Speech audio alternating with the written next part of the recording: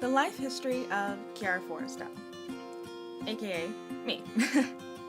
Now, who am I? Well, my favorite flower is daffodils, and coincidentally, my favorite color is yellow, and I also really love memes. I decided to make a video slideshow with my voiceover because taking photos and having photos of memories is such an important factor for me, because then if I'm in a bad mood or if I'm feeling sad, then I can open up my phone or my computer or my iPad and just look at the good memories and just almost relive them. And that's why I wanted to include so many photos for this assignment and the presentation. And now my family.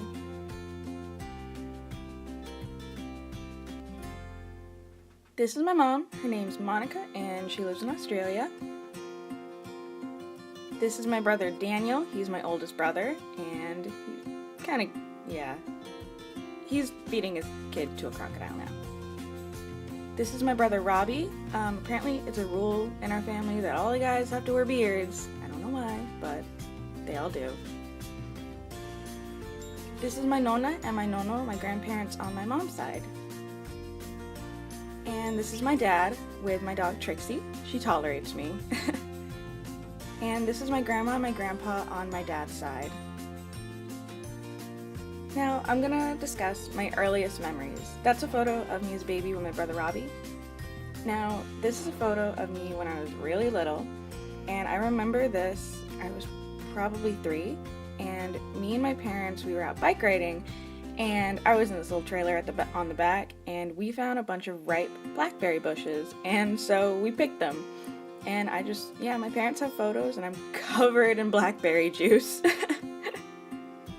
I think I remember this moment because it was just such a happy time because my mom, my dad, and my brother Robbie were there, and I just remember having so much fun, and it was a really, really good time.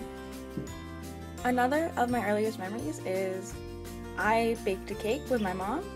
It was special because my mom, she never really baked, and I, as a kid and now, I love baking, and this was really important because my mom, my dad, and we all just got together and we made this cake, and in my memory, the cake was beautiful, but as you can see in these photos, it was just a pile of icing and sprinkles.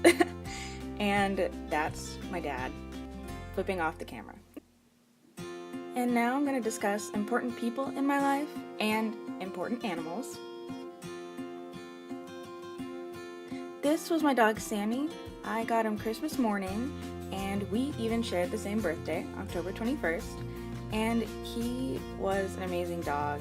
He was always there for me when I needed him. And it was such a shame that he had to go last year, but he was a very important part of my life. And this is my mom. I already introduced her. Her name is Monica, and she lives in Australia. And my mom, of course, is really important to me, not only because she's my mom, but she's the one person that I can come to with anything to talk about. And she's always there for me. If it's 2 a.m. For her and 2 p.m. for me, I can message her on Facebook and she'll Skype with me and talk with me about anything. And I love her so much, and I don't know where I'd be without her. I obviously wouldn't be alive, but...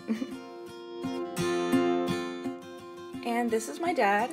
His name is Eric, and he lives in Pittsfield, Massachusetts. And my dad's important to me, not only because he's my dad, but also because I realized that we have a very similar thought process. So he understands my struggle with some subjects in school, like math, for instance.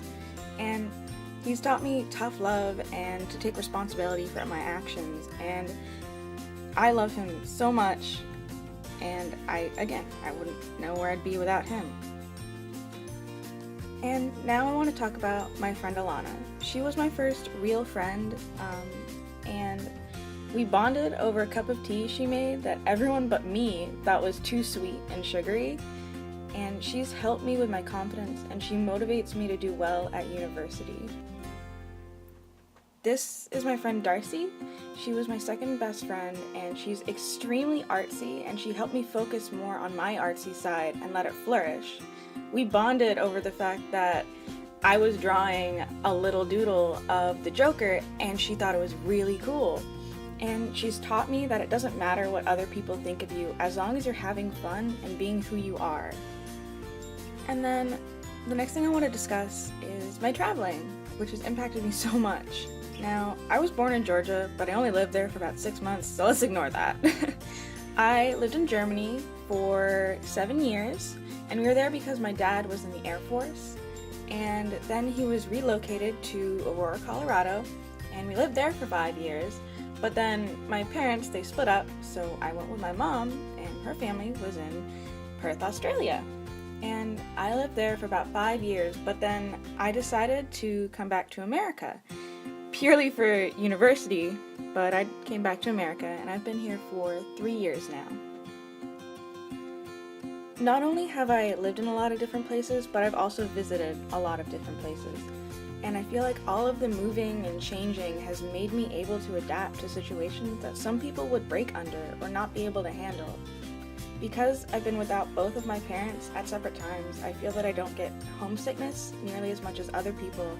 I also feel as though since I've had so much more exposure to other places, that I'm more open-minded to new things and people.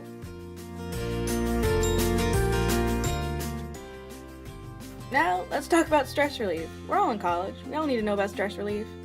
Now, what I do is I make a to-do list for myself if I'm getting really stressed out, and I put everything I need to do in small, manageable chunks so that when I step back and look at it, it doesn't look like a lot and it looks manageable. And so then one by one, I go through that list and then it's all done before I know it, and I'm not as stressed as I usually am. I've also implemented a reward system, so for instance, if I finish an assignment a day before it's due, then I'll buy myself a Starbucks drink, or if I go to the gym, then when I get back, I'll reward myself with a few episodes from a show I like. But one main thing that relieves my stress is playing my favorite video game called Skyrim. This game helps me relax because I can just play it and be in another world completely, and I'll be able to, go on adventures and do quests and help people in this world. And also, I like hiking, and when I'm stressed, I can't just get up and go hike somewhere. Also because I don't have a car.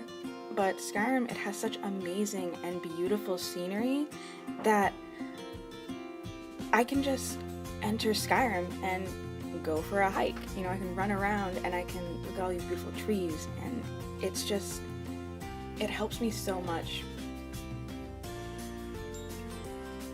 Now I'm going to discuss my life philosophy. I have always been a shy person that tries not to call too much attention to myself. Usually, I'm perfectly happy keeping to myself, but sometimes my shyness hinders me from doing things that I really want to do. I want to be able to go through that wall of awkwardness and shy so I can do things like sing karaoke with my friends or even just participate in a group discussion.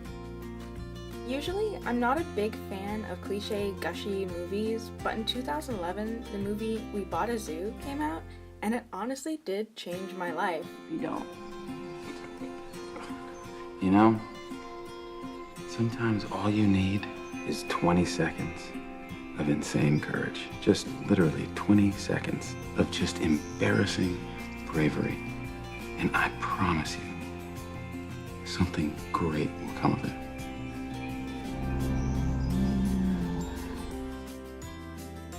This saying runs through my head at least once a day. It's helped me pursue many different opportunities that I otherwise wouldn't have been able to because of my shy nature. It's helped me become the president of my high school LGBT club, and it even helps me speak up in class. My personal life philosophy is to push myself out of my comfort zone and to make that new, explored area that I pushed into my new comfort zone.